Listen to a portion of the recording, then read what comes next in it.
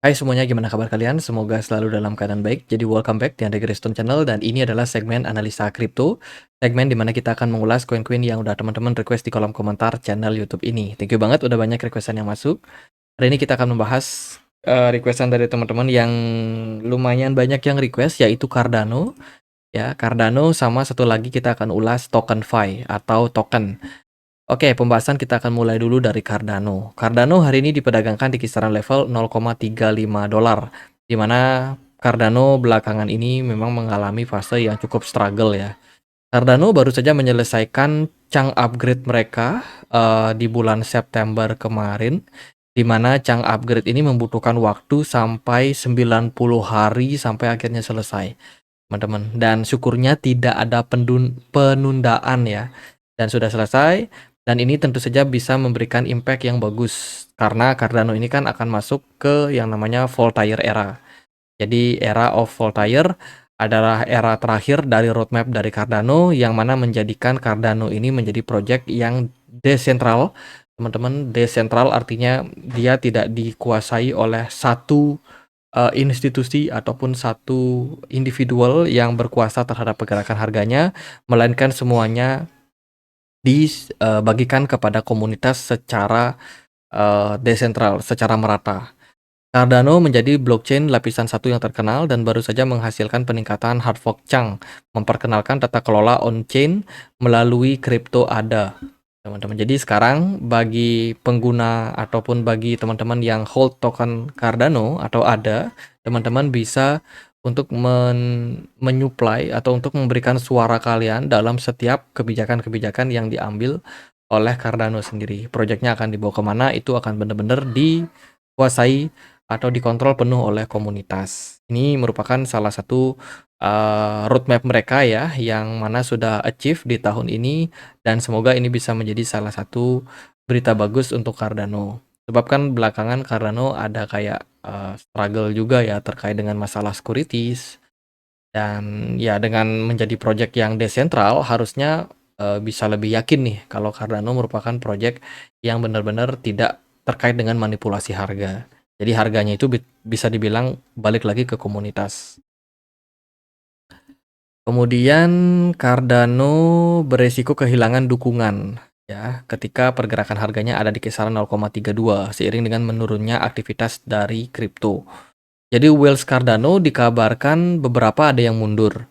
Menurut data dari Into the Block menunjukkan penurunan signifikan dalam aktivitas Whales Cardano selama bulan lalu. Ya, dalam 30 hari terakhir Whales ada yang merupakan investor-investor besar baru saja menjual koin mereka seperti yang dibuktikan dalam penurunan holder di sini, teman-teman. Jadi ini data dari Into the Block menunjukkan memang Whales itu mengurangi kepemilikan dari Cardano secara bertahap sejak bulan September, lanjut sampai bulan Oktober ini. Ketika arus bersih menurun, ini berarti investor besar mulai menjual lebih banyak koin daripada yang mereka beli. Ini menandakan hilangnya kepercayaan pada masa depan koin. Penurunan konsentrasi Whales ada selama bulan lalu mengkonfirmasi aktivitas penjualan mereka. Jadi secara data on-chain menunjukkan adanya penjualan ya secara bertahap, secara berkala. Ini sekali lagi merupakan sebuah indikasi ada whales yang melakukan penjualan, tapi bukan berarti secara pasti Cardano bakalan bearish, teman. Jadi ini merupakan data on-chain yang kita temukan. Itu Cardano di Twitter banyak sekali komunitas ya, banyak sekali berbicara tentang reward asset kepada para komunitasnya. Jadi belakangan ini ya, jadi seperti postingan per September tanggal 18 kemarin, mereka kayak menggelar apa namanya, round table talk ya. Jadi kayak menggelar semacam webinar gitu dan juga diskusi ya teman-teman di YouTube mereka posting terkait dengan pembicaraan tentang Cardano yang bisa menjadi salah satu alternatif untuk pengembangan real world asset. Tuh, jadi tokenisasi merupakan hal yang tidak mau dilewatkan oleh Cardano. Dalam pengembangannya, Cardano itu pengen menjadi salah satu penyedia layanan blockchain yang juga mensupport untuk tokenisasi. Itu khususnya tokenisasi dari perusahaan-perusahaan rintisan kalau kita lihat dari sini. Oke, jadi dia akan join dengan banyak startup seperti itu, teman-teman. Itu ya, Cardano lagi fokus di real world asset. Lalu gimana nih impact-nya terhadap pergerakan dari harga Cardano? Oke, sebelumnya kita lihat dulu. Cardano punya maksimum supply sebanyak 45 miliar token. Ya, dan saat ini kalau kita lihat dari supply-nya nampaknya sudah berada di kisaran 34,9 miliar token yang beredar atau sekitar 77% ya. Jadi akan ada sejumlah token yang masih bisa dibuka melalui reward staking untuk Cardano. Secara price action, Cardano bergerak sideways antara range 0,4 sampai dengan 0,3. Ini sudah terjadi sejak bulan Juli kemarin. Pergerakan Cardano belum sama sekali memberikan indikasi rally, teman-teman. Secara volume sebenarnya lumayan bagus, secara smart money saya rasa pernyataan dari Wheels yang keluar ini cukup berkorelasi.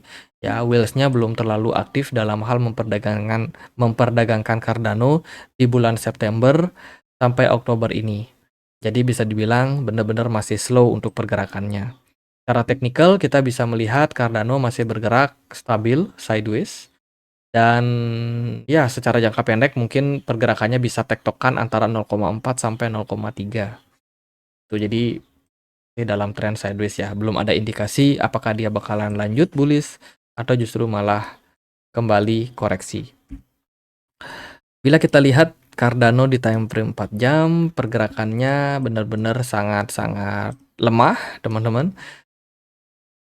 Jadi volume perdagangan tidak terlalu rame, kemudian smart money juga kecil banget. Pergerakan Cardano masih terbilang nggak kemana-mana ya.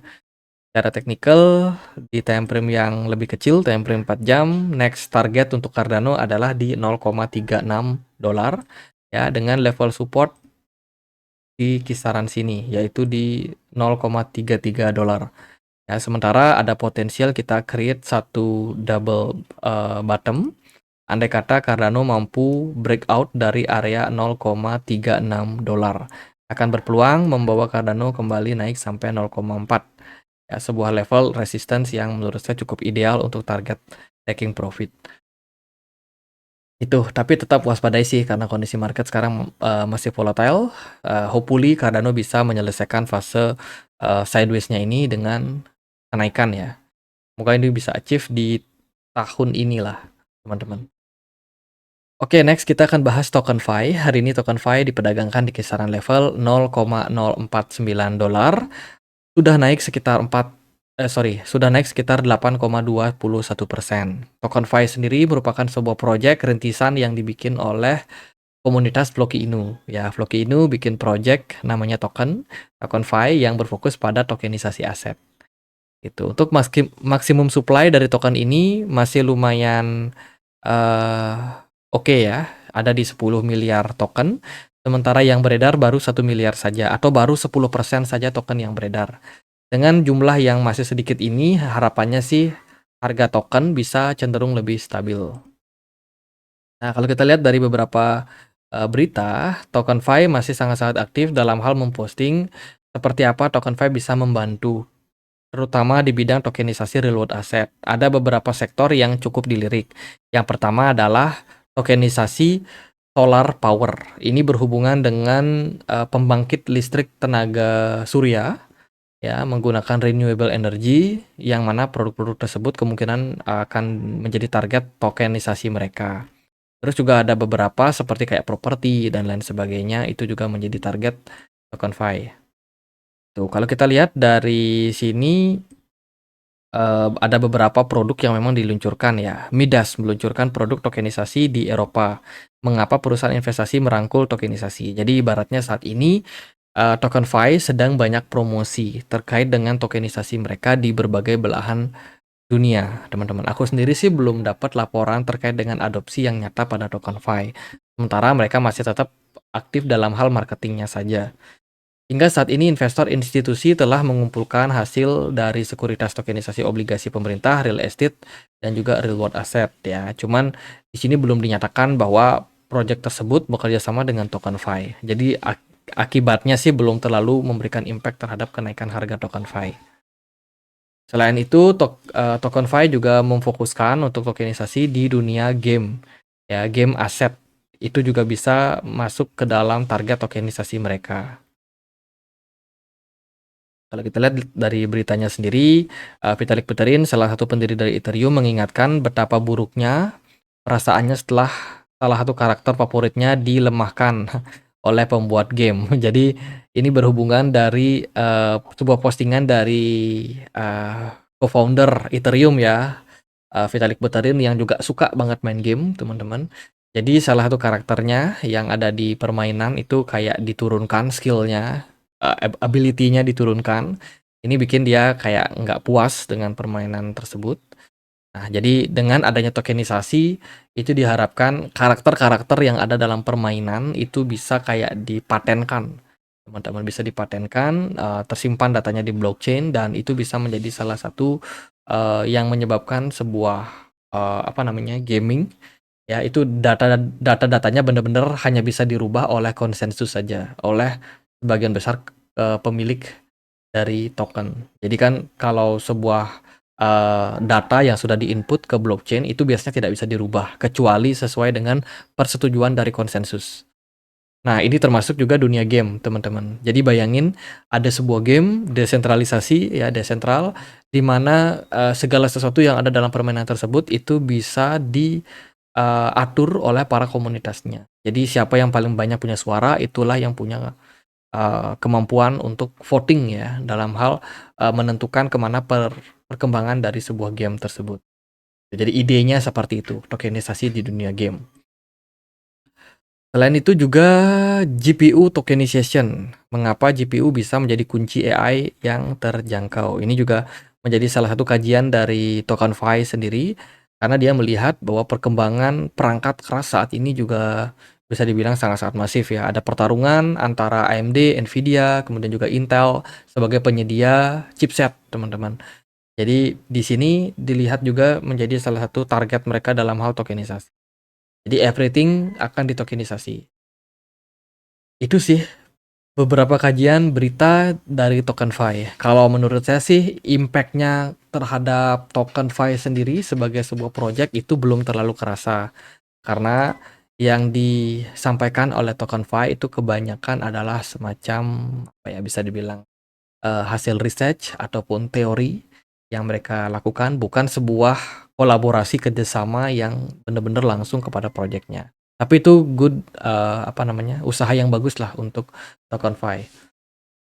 Lalu bagaimana impact-nya terhadap harga TokenFi sendiri? Kalau kita perhatikan TokenFi pergerakannya volatile, masih sangat-sangat lesu ya teman-teman. Sementara harganya diperdagangkan di kisaran $0,049, masih sideways, bergerak flat. Kita masih menunggu terkait dengan indikasi bullish ya untuk token ini.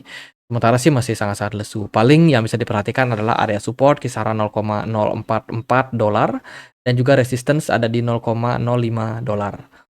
Secara jangka pendek pergerakannya sangat flat, jadi tetap waspada dengan volatilitas token ini. Kalau kita lihat dari bigger picture-nya di time frame daily, sebenarnya tekanan jual masih belum berakhir. Kelihatan dari TokenFi sendiri belum ada indikasi tentang pembalikan arah ya, ketika dia memang sudah turun sejak bulan Juni kemarin sampai saat ini, trennya masih cenderung dikuasai oleh bear market. Jadi menurut saya sih ya masih harus bersabar ya, menunggu momentum. Ada juga satu pembahasan terkait dengan real world asset belakangan. Jadi diturunkannya suku bunga The Fed itu membuat beberapa project real world asset mengalami sedikit gangguan, khususnya yang berhubungan dengan tokenisasi obligasi. Nah, TokenFi itu kan tidak berhubungan dengan obligasi ya. Dia lebih menargetkan kayak real estate, kemudian GPU tokenization, gaming tokenization, terus juga ini apa nih? Tokenisasi di beberapa produk-produk ya dari Eropa juga. Itu yang lebih mereka fokuskan dan tidak berfokus pada obligasi, sehingga sebenarnya sih ini bisa jadi salah satu, eee, positif news untuk TokenFi karena dia tidak terimbas daripada penurunan suku bunga dari The Fed tersebut, isu penurunan suku bunga The Fed. Jadi secara price action saya rasa ini masih punya potensi. Cuman itu sih yang paling penting untuk saat ini adalah kita butuh indikasi reversal ya. TokenFi target resistance kuat ada di $0,05. Selama dia belum menembus level tersebut, saya rasa tren masih bakalan bisa ditahan, teman-teman. Karena level 0,05 itu merupakan level yang sangat-sangat krusial. Beberapa kali sudah menjadi area level support dan resistance yang sangat-sangat kuat. Oke, gitu aja pembahasan untuk TokenFi sama Cardano. Semoga bisa bermanfaat. Bila mana ada pertanyaan lain, ada koin lain buat dibahas, teman-teman bisa langsung tulis di kolom komentar channel YouTube ini. Jangan lupa untuk update informasi-informasi kalian dengan join di komunitas Telegram kita. Linknya di kolom deskripsi video ini. Sekian akhir kata saya Andri. Makasih.